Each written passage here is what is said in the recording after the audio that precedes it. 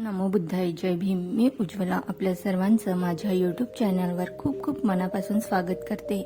आजची बुद्ध कथा एका अशा विद्वानाची आहे ज्याला आपल्या ज्ञानाचा खूप गर्व होता, पण भगवान बुद्धांनी त्याचा अहंकार एका क्षणात शांत केला. सच्चक ब्राह्मणाची कथा. वैशाली नगरीत सच्चक नावाचा विद्वान ब्राह्मण राहत होता. त्याला आपल्या ज्ञानाचा खूप अभिमान होता. तो जिथे जाई तिथे लोकांना वादात हरवत असे. एक दिवस तो म्हणाला, मला हरवू शकेल असं कोणी नाही. लोकांनी त्याला बुद्धांकडे जाण्याचा सल्ला दिला. सच्चक रागाने बुद्धांकडे गेला आणि वाद घालण्याची इच्छा व्यक्त केली. बुद्धांनी शांतपणे त्याला प्रश्न विचारण्यास सांगितले. सच्चकाने आत्मा, शरीर आणि अहंकार यावर अनेक अवघड प्रश्न विचारले.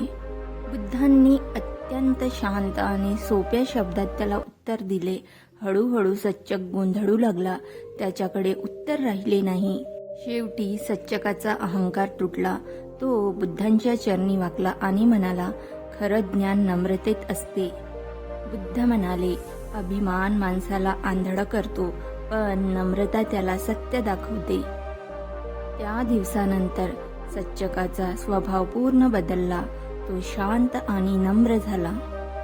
शिकवण: ज्ञानापेक्षा नम्रता मोठी असते.